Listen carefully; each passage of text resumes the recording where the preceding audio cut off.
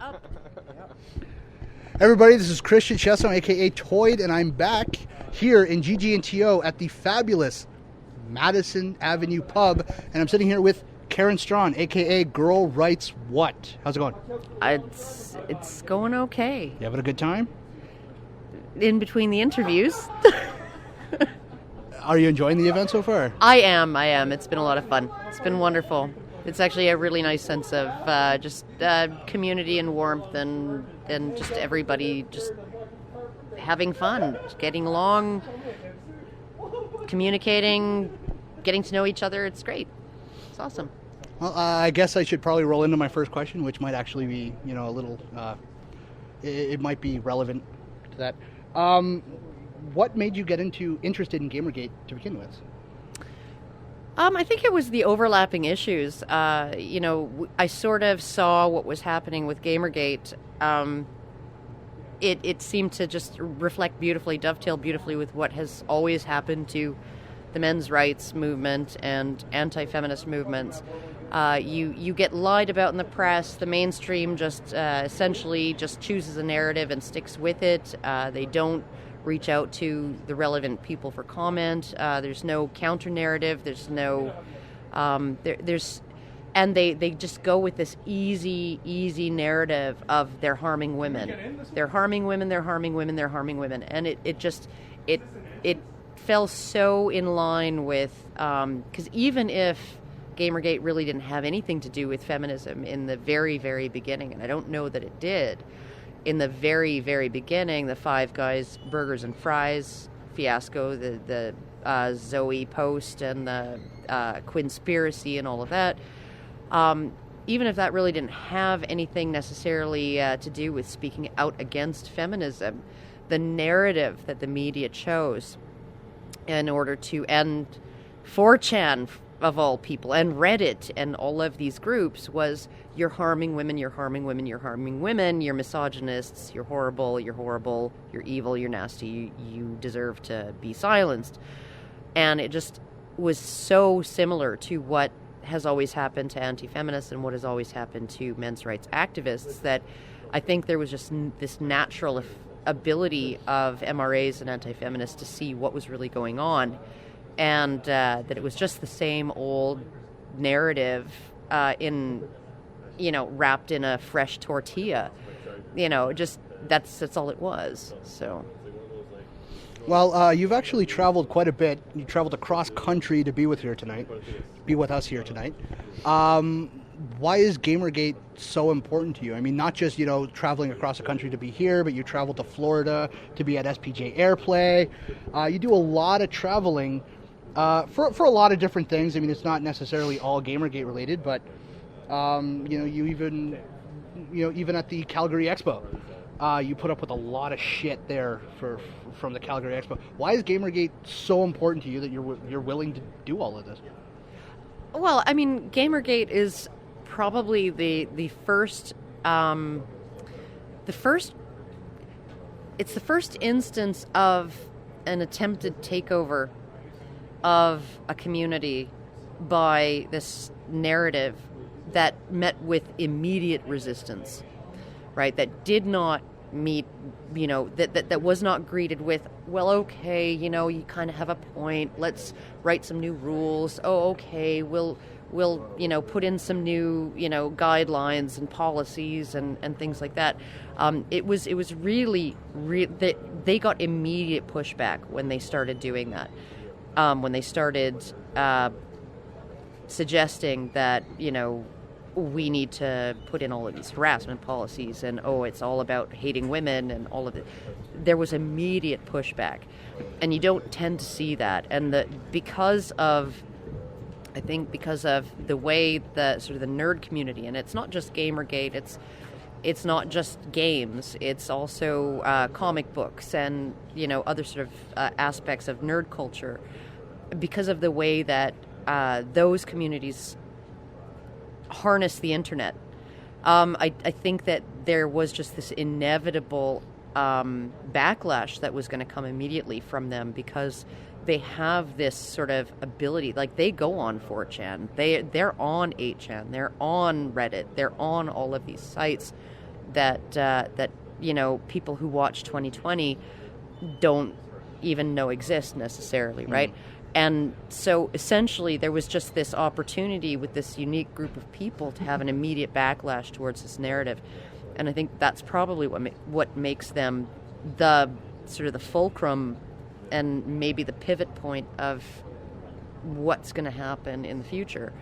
So I think they're really, really important in that respect. Now, another question. I know you don't really game much anymore. I know you said you used to be a gamer.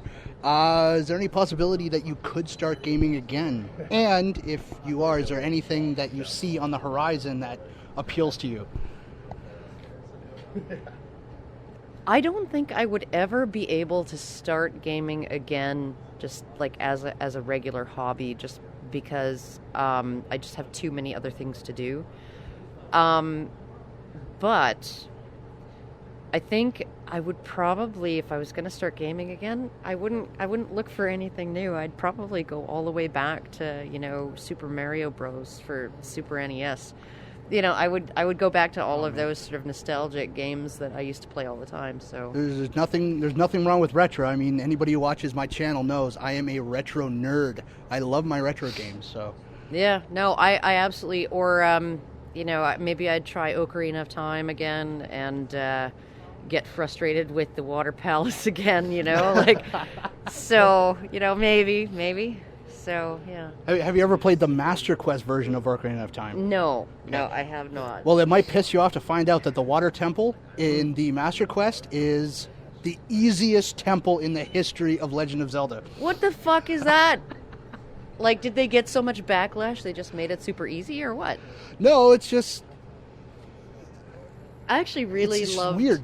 I loved Zelda A Link to the Past for Super NES as well.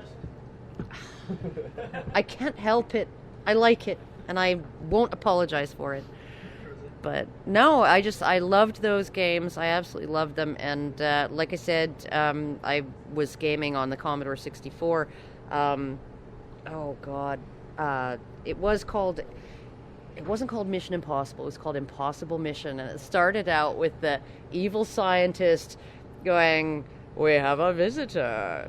Stay a while. Stay forever." And then when you beat the game at the end, they showed the big close-up on his face, and he went, "No, no, no," and only his mouth moved, right? And everything else was just totally static. And that was like state of the art. It was like the most extreme technology, and it was like so much fun. I did not feel bad at all. I raped him with those puzzle pieces. So, yeah, no, it was those were awesome games. Like, those were the things that I was playing when I was like 17, 18 years old, and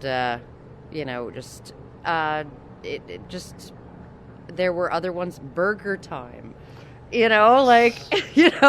I've played that in the arcade. No, it's where you make the burgers. It's like Donkey Kong, only with like a fat chef and like pickles and shit that roll down. Yeah, you literally got to build the burgers piece by piece. So you got the bottom bun, you got to make that fall. Then you get the patty, you make that fall. Lettuce, cheese, tomato, ketchup, top bun. I was thinking of the Snoopy game for the Nintendo original. You carry a stack of pizzas and you got to walk super slow, and the more you drop, the less points you get when you get to the end. I don't know, and I still love, I mean, even though I don't game, one of the things that I do with my 13-year-old in the mornings before he goes to school, I get him up and he installs himself on the couch, and then he, goes onto the Chromecast and he looks up some machinima Happy Wheels videos, and we watch those together. Oh, I thought you were going to say red versus blue. It's just Happy Wheels, and he always picks the one with the dad with the little kid on the back of the bicycle, and you just always see that kid being dismembered, and it's very cathartic for a mother to watch that. It's just kind of this sort of transcendent moment when you watch that little fucker get his head just like impaled on a spike. So yeah. It's a bonding experience for me and my son. Well, I guess for my final question, before we close out this interview, what do you see as the end game for Gamergate? Do you see an end game for Gamergate? Is there ever do you think there's going to be a point where we could say, okay, Gamergate, what we wanted to accomplish, we've accomplished? It'll be done when they're done, right? That's the problem. That's the whole problem, is that it will be done when they are done. And I don't know whether they're ever going to be done, right? When the people who want to cleanse games of any, hint of political incorrectness, of any hint of racism. I mean, like, one of the most atrocious things that I experienced, and this was one of the reasons why I found Gamergate so interesting and compelling, was I was there, and so were some of the authors who Honey Badger Radio interviewed during the Sad Puppies fiasco. Mm-hmm. I was there in the midst of the science fiction and fantasy community upheaval during the whole race fail thing.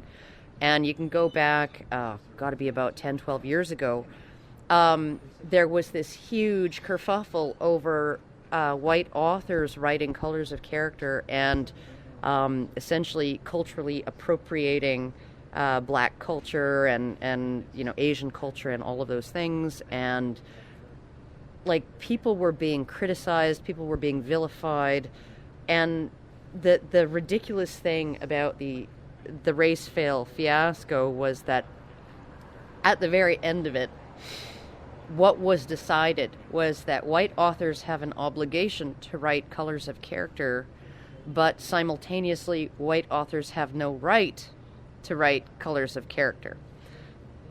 Or characters of color, right? So you literally have an obligation to do it, but you have no right to do it. And if you do it, you're a bad person. But if you don't do it, you're also a bad person. It was just the most insane thing. It was the most bizarre thing to see.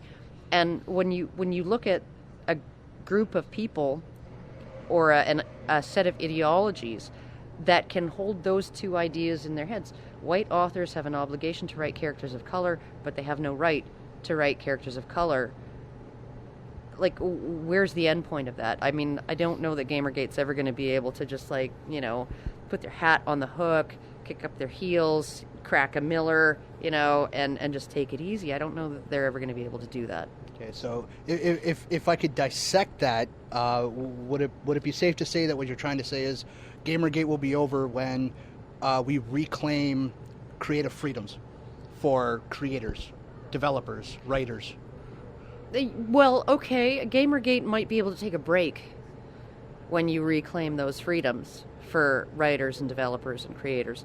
But that doesn't mean that this isn't going to all happen again. Well, no, and it also doesn't really take care of the cronyism, the collusion, the nepotism in the video game media.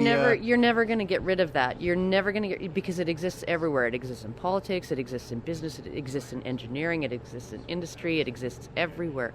Cronyism, nepotism, all of those things. Even my boyfriend benefited from that. He put out over 1,000 resumes over 9 months, got 50 politely worded rejections, and one interview that didn't end in a job. And finally, he talked to a friend of his on the phone. He said, "What do I have to do to get a job? Do I have to put 'Will suck your dick' for a job at the top of my resume?" And his friend made a phone call, and a week later, he had a job, right? And that's just how things work. And he's good at his job. He's he's made himself extremely valuable to the company. He's worked his way up, all of that. But it was the recommendation of a friend who knew people that got him that job. Now, you're never going to get rid of that. You're never going to get rid of the fact that, we criticize, and Greg Elliott in particular criticizes the connections between someone like Steph Guthrie and someone who writes an article about the case at the Toronto Star, who happens to have not disclosed that he's her former roommate and all of this stuff, right? But, we all know each other, right? And so, there's a certain amount of nepotism going on here too, If you have something that you want me to promote, I'm going to do it, right? I'm going to do it out of a sense of, well, I'm not going to do it if it's crap, but I'm going to do it out of a sense of I'm going to do you the favor of helping you plug your work because, you know, I like you. And this is just how the world works. This is just how human beings are. So that's never going to go away. It's never going to go away. And it's nothing special to gaming, and it's nothing special to games media. It's everywhere. It's all over the place, and it's part of who I think it's part of who humans are. So, I mean, your job is never going to be done. Well, there you have it, folks. Right from the Strawn's mouth. I know. I'm so optimistic. I love you too. Thank you.